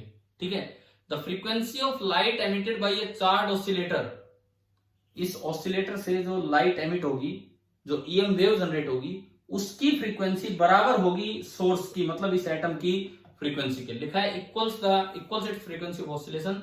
दस the frequency of scattered light मतलब चाहे वो रिफ्लेक्ट हुई हो चाहे वो रिफ्रैक्ट हुई हो, equals the frequency of incident light. आप बताओ क्या ये पॉइंट समझ आ गया कि नहीं? पहला एग्जांपल। Yes sir. तो आपको ये बात याद रख लेनी है कि क्वालिटेटिवली देखो, जो सोर्स ऑफ लाइट है, सोर्स ऑफ इंसिडेंट लाइट,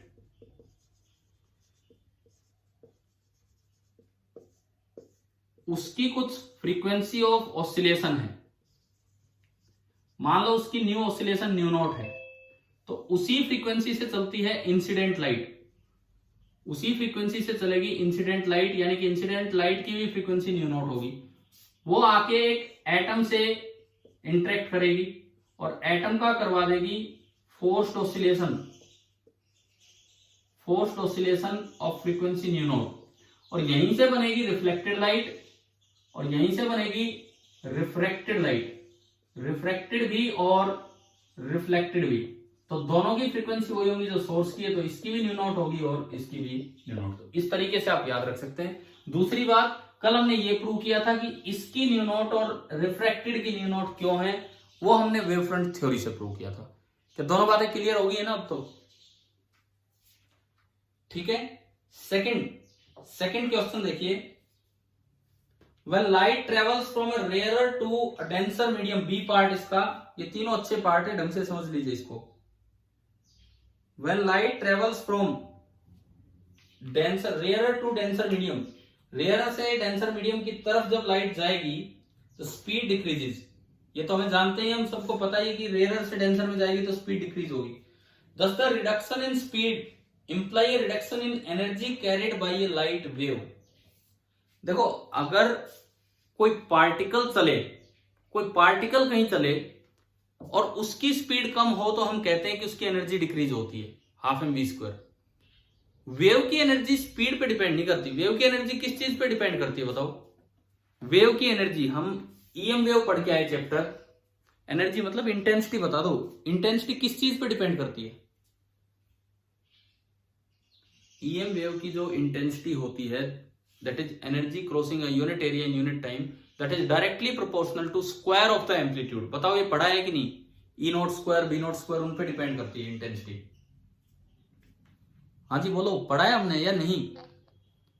ध्यान आ रहा है कुछ ऐसा कि जो एनर्जी ऑफ ईएम वेव होती है, एनर्जी ऑफ ईएम वेव वो डिपेंड करती है किस पे? On the square of its amplitude. वो स्पीड पे डिपेंड नहीं करती है, वो स्क्वायर ऑफ एम्पलीट्यूड पे डिपेंड करती है। इसलिए अगर आप लाइट एज अ वेव देखते हो तो लाइट वेव की स्पीड कम होने से उसकी एनर्जी कम नहीं होगी। एनर्जी कम तब होगी जब उसका एम्पलीट्यूड कम हो। बताओ क्या ये क्वेश्चन आ गया समझ? सेकंड वाला, सेकंड पार्ट क्लियर है कि नहीं सभी को? फर्स्ट का बी पार्ट, कोई भी वेव हो, जब भी वो मीडियम चेंज करेगी, चाहे स्पीड कम हो चाहे ज्यादा हो, उससे उस वेव की एनर्जी का अंदाजा नहीं लगाना है। वेव की एनर्जी का अंदाजा लगाना है उसके एम्पलीट्यूड से। अगर एम्पलीट्यूड कम हो गया तो एनर्जी कम होगी, और एम्पलीट्यूड ज्यादा होगा तो एनर्जी ज्यादा होगी। क्लियर हो जाएगा कि नहीं ये बी पॉइंट? बोलो। ठीक है। C part, in the wave picture of light, ये कहता है जब आप वेव पिक्चर की बात करते हैं तो intensity of light is determined by the square of its amplitude. ये तो हमने अभी यूज भी किया, what determines the intensity of light in the photon picture of light. दरअसल ये सवाल क्वांटम ऑप्टिक्स का है। ये क्वेश्चन अगले चैप्टर पे जा रहा है, फिर भी मैं आपको बता देता हूं। क्वांटम ऑप्टिक्स ये कहती है कि light is made up of particles, और इंटेंसिटी क्वांटम ऑप्टिक्स में किससे डिसाइड होती है कि एक यूनिट एरिया को कितने पार्टिकल्स क्रॉस करके जा रहे हैं यूनिट टाइम में। यूनिट एरिया को यूनिट टाइम में कितने पार्टिकल्स, कितने पैकेट्स, कितने फोटॉन्स क्रॉस करके जा रहे हैं, उस चीज से इंटेंसिटी डिसाइड होती है। वैसे जो सी पार्ट है क्वांटम ऑप्टिक्स का टॉपिक का क्वेश्चन है, और जो हम अगले चैप्टर में ढंग से पढ़ रहे होंगे। फिलहाल आप याद रखना चाहें तो रख सकते हैं कि अगर लाइट एज अ वेव देखते हो तो intensity is given by amplitude square. अगर लाइट एज अ पार्टिकल देखते हो तो intensity is given by number of photons crossing A given area, unit area in unit time. Unit area को unit time में कितने फोटॉन्स क्रॉस करके जाएंगे। यानी कि अगर ज्यादा पैकेट निकल रहे हैं तो इंटेंसिटी ज्यादा होगी, कम पैकेट निकल रहे हैं इंटेंसिटी कम होगी। अच्छा, मैं यहीं से क्वांटम ऑप्टिक्स का एक क्वेश्चन पूछूं आपसे।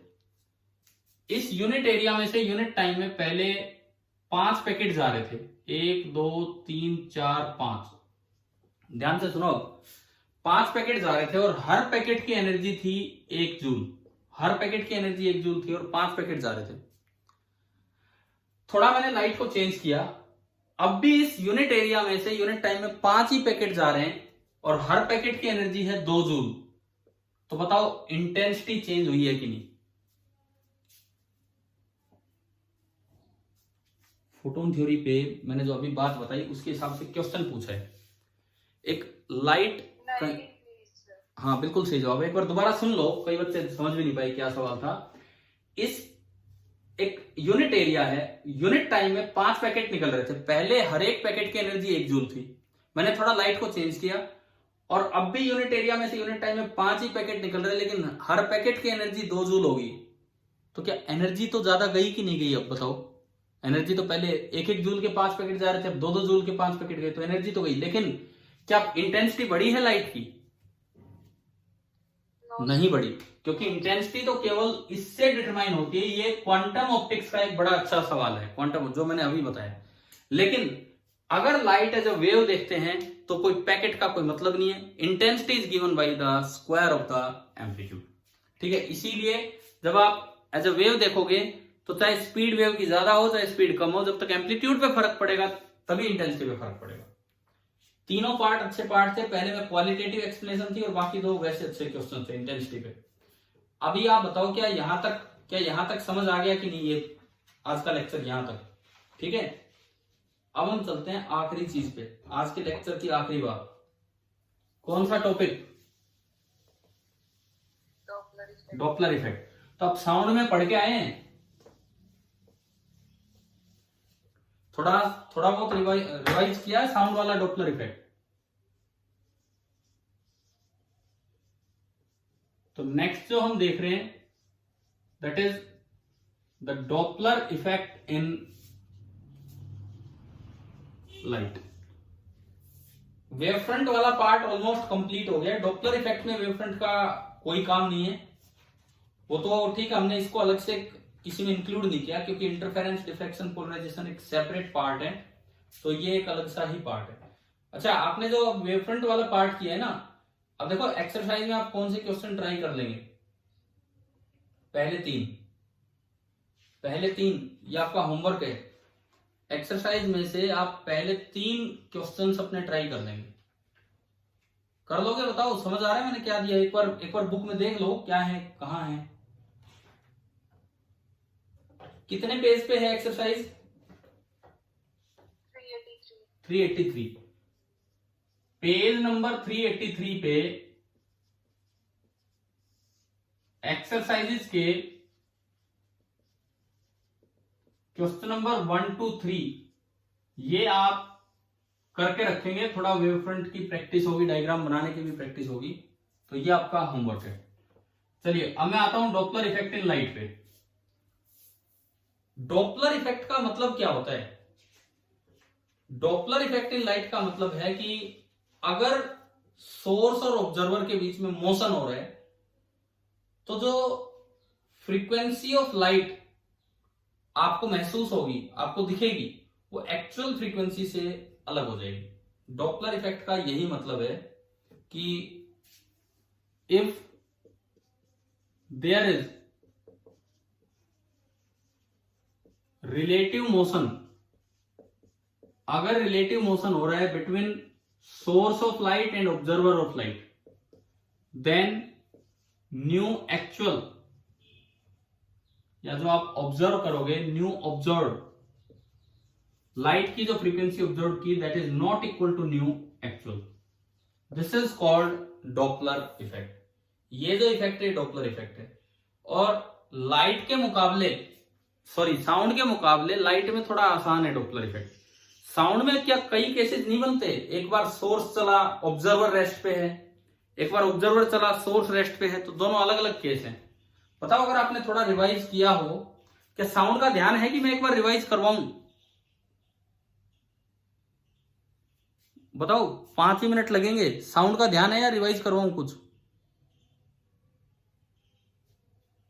अरे देखो, साउंड में क्या होता था, ये सोर्स है, ये ऑब्जर्वर है, एक सोर्स है एक ऑब्जर्वर है।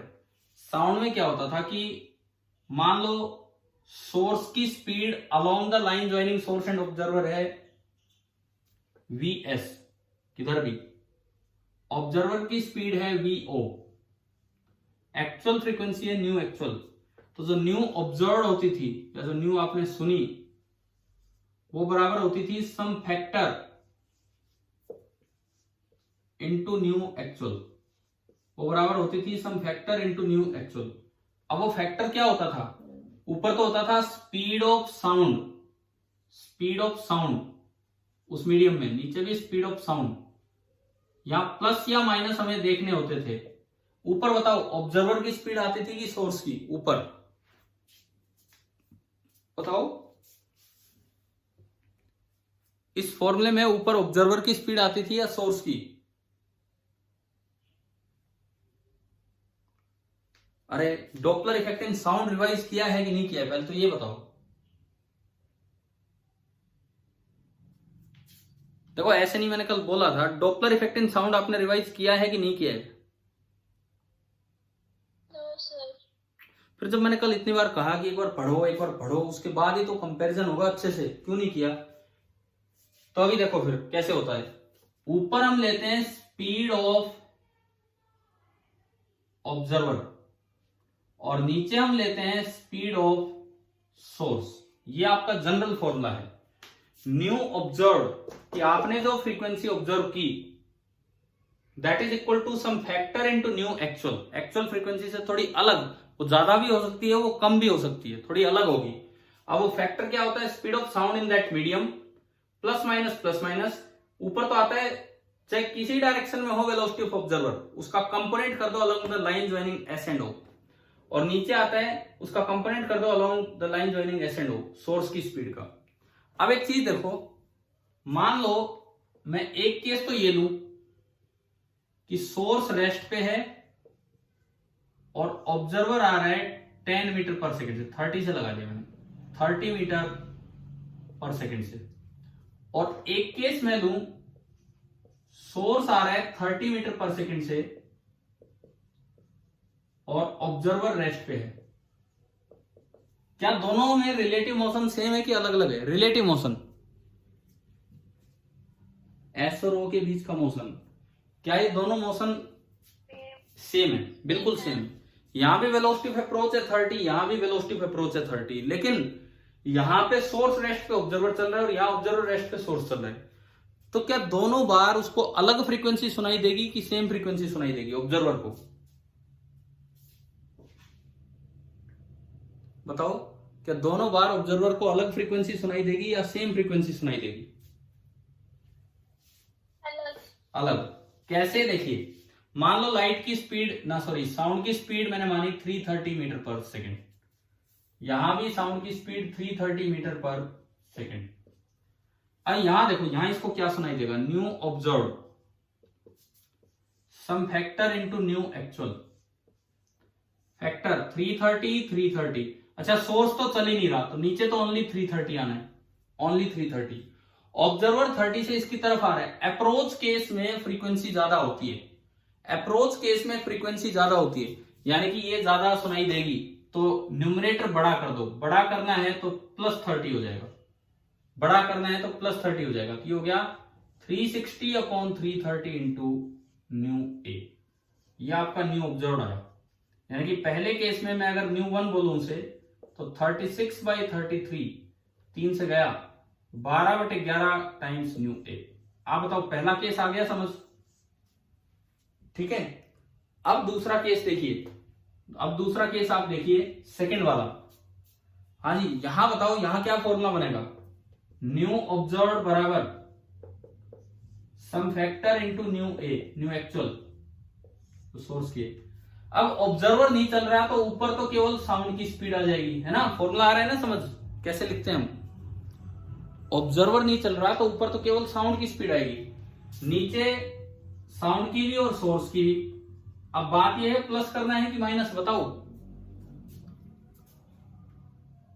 क्या करूं, प्लस करूं कि माइनस करूं? अच्छा चलो यूं बताओ, ये अप्रोच केस है या सेपरेशन केस है, रिसेशन केस है? बोलो। अप्रोच। अप्रोच में ऑब्जर्व फ्रीक्वेंसी ज्यादा होती है, तो तो मुझे फैक्टर 1 से बड़ा करना है। अगर आप ये फैक्टर 1 से बड़ा कर रहे हो और न्यूमरेटर फिक्स है 330, तो डिनोमिनेटर छोटा होना चाहिए इससे कि बड़ा होना चाहिए? ये छोटा करना है न्यूमरेटर को, तो यहां एक माइनस लगाना पड़ेगा। ऐसे आपको ना ये चीजें अलग से देखनी होती हैं कि भाई क्या करना है क्या नहीं करना है। तो यूं देखो, जो न्यू ऑब्जर्व बना, न्यू ऑब्जर्व कितना बना ये 330 अपॉन 300 इंटू न्यू ए, ये गया 11/10। तो जो न्यू 2 बना दैट इज 11/10 टाइम्स न्यू ए। अब आप बताओ क्या न्यू 1 और न्यू 2 सेम है? यहां से देख के नहीं है। मतलब देखो बिल्कुल सिमेट्रिकल सा मोशन है। यहां भी relative velocity of approach 30 metre per second, यहां भी 30 मीटर पर सेकंड, लेकिन nu 1 is not equal to nu 2। तो इसे बोला जाता है कि डॉपलर इफेक्ट इन साउंड, इसका नेचर होता है एसिमेट्रिक। क्या +1 के नोट्स बने हुए? क्या 1-2 पेज में होगा बस डॉपलर इफेक्ट। कॉपी बनाई थी +1 की, ये डॉपलर वाली वेव्स वाले। अरे बताओ, कॉपी में लिखे हैं क्या ये पॉइंट्स +1 में? यस। तो आज कर लोगे रिवाइज एक बार डॉपलर इफेक्ट वहां से? वैसे तो मैंने करवा दिया, ऑलमोस्ट यही है, लेकिन उसमें 7-8 केस बना रखे होंगे। ये होगा तो कैसा होगा, वो होगा तो कैसा होगा। और मैं भी रिफ्लेक्टेड लाइट का भी करवा, रिफ्लेक्टेड साउंड का भी करवा रखा हूं, मैं भी रिफ्लेक्टेड साउंड का करवा रखा हूं। तो आप एक बार अपना डॉपलर इफेक्ट रिवाइज करके रखना। अब जो हमारा जो अगला टॉपिक होगा, जो हम पढ़ेंगे डॉपलर इफेक्ट इन लाइट, उसमें सबसे पहला पॉइंट तो यही आ जाएगा, साउंड में डॉपलर इफेक्ट का नेचर कैसा है? एसिमेट्रिक। एसिमेट्रिक। लाइट में अगर आप देखेंगे तो लाइट में नेचर कैसा मिलेगा? सिमेट्रिक। मतलब अगर लाइट में आपने ऐसे 2 केस लिए ना, ऐसे 2 केस, एक बार सोर्स, वो बोलता हुआ नहीं आएगा, वो लाइट का सोर्स है। एक बार सोर्स रेस्ट पे ऑब्जर्वर चल रहा है, और एक बार ऑब्जर्वर रेस्ट पे सोर्स चल रहा है, और दोनों में रिलेटिव स्पीड सेम हो, तो जो न्यू ऑब्जर्व्ड है वो दोनों में बिल्कुल सेम होगी, यानी कि न्यू 1 बराबर न्यू 2 होगा। और साउंड में ऐसा नहीं था। दरअसल ये लाइट और साउंड की बात नहीं होती, ये डिपेंड करता है कि वेव कहां चल रही है। अगर वेव वैक्यूम में चले, या वैक्यूम में अगर वेव चल रही है, किसी खास मीडियम में नहीं चल रही है, तो उसका डॉपलर इफेक्ट जो होता है वो सिमेट्रिकल होता है। क्या साउंड चल सकती है वैक्यूम में? बताओ, क्या साउंड, हाँ जी, साउंड वैक्यूम में ट्रेवल करती है कि नहीं करती है? नहीं करती है। साउंड एक मैकेनिकल वेव है। साउंड एक मैकेनिकल वेव है जिसको चलने के लिए ना एक मीडियम चाहिए, तो ये वेव, इसमें जो डॉपलर इफेक्ट होगा वो आपका सिमेट्रिकल होगा। क्या लाइट वैक्यूम में चल पाती है? ठीक है, लाइट वैक्यूम में चल पाती है, तो लाइट का जो डॉपलर इफेक्ट है वो वैक्यूम में वो सिमेट्रिकल होगा। अब एक और बात आती है, अगर लाइट किसी मीडियम में चले, एयर को हम लाइट के लिए वैक्यूम की तरह ट्रीट करते हैं। एयर का रिफ्रैक्टिव इंडेक्स कितना लेके चलते हैं हम? 1.000 कुछ होता है। तो for light, air is just like vacuum, इसीलिए लाइट का जो डॉपलर इफेक्ट है वो एयर में भी वैसा ही है जैसे वैक्यूम में है, मतलब सिमेट्रिकल। अगर लाइट भी किसी मीडियम में चलेगी ना, किसी और गहरे मीडियम में, ग्लास में चली, किसी और मीडियम में चली, और वहां अगर डॉपलर इफेक्ट आए, तो लाइट का भी डॉपलर इफेक्ट कैसा हो जाएगा? लाइट का डॉपलर इफेक्ट असिमेट्रिक। ठीक है, हमें जो पढ़ना है, हमें लाइट का डॉपलर इफेक्ट केवल वैक्यूम में पढ़ना है, या यूं मानो एयर में पढ़ना है, बस। हम मीडियम में लाइट का डॉपलर इफेक्ट हमें बिल्कुल नहीं पढ़ना है। तो अब आपका काम ये रहेगा, देखो आज हो जाता 15-20 मिनट में, लेकिन 15-20 मिनट इनमें भी गए ये चीजें बताने में। दोबारा आपका काम ये रहेगा, एक तो आप ये 3 क्वेश्चंस ट्राई करके रखें। रोज मैं थोड़ा थोड़ा काम दे रहा हूं, आप कम से कम करते चले साथ साथ। पहले 3 सवाल पेज नंबर 383 पे वेवफ्रंट के ऊपर है। वेवफ्रंट थ्योरी वाला पार्ट पूरा हो गया है। डॉपलर इफेक्ट करके फिर हम आगे चलेंगे इन इफेक्ट्स पे, इंटरफेरेंस, डिफ्रैक्शन और पोलराइजेशन पे। साउंड, दूसरा काम, साउंड का अपना डॉपलर इफेक्ट रिवाइज करें। और तीसरी बात, साउंड में इस पे ध्यान दें कि नेचर एसिमेट्रिक है। और फिर अगली चीज, कल जब हम लाइट का स्टार्ट करेंगे तो आप ये देखेंगे फॉर्मूले इस तरह के हैं कि लाइट में न्यू 1 बराबर न्यू 2 आएगा, चाहे ये चले चाहे वो चले। लेकिन उसमें भी एक पॉइंट याद रखना, अगर लाइट एयर के अलावा किसी और मीडियम में चलती है तो वहां लाइट का भी डॉपलर इफेक्ट कैसा हो जाएगा, कैसा हो जाएगा बताओ? एसिमेट्रिक। अगर किसी एग्जाम में पूछा जाए कि लाइट का डॉपलर इफेक्ट कैसा है और कोई मीडियम का जिक्र नहीं किया तो आप बोल के आएंगे सिमेट्रिक है। अगर मीडियम का जिक्र हो रहा है तो आप बोलेंगे वैक्यूम या एयर में तो एसिमेट्रिक है, और बाकी कहीं भी होगा तो वो आपका सिमेट्रिक हो जाएगा। चलो भाई, अब ये बताओ वेवफ्रंट थ्योरी पूरी क्लियर होगी कि नहीं? आज का मेन लेक्चर था मेटा मटेरियल्स के ऊपर, मेटा मटेरियल्स पे ही गया, उसके बाद थोड़ा वेवफ्रंट बनाने की प्रैक्टिस जो आप इन 3 सवालों में करोगे। क्या मेटा मटेरियल्स क्लियर हो गया कि नहीं? Yes sir. ठीक है, कल पहले डॉपलर इफेक्ट, देन उसके बाद देखते हैं क्या टाइम मिलता है, क्या कितना, फिर उसके बाद आगे बढ़ते हैं। ठीक है, थैंक यू।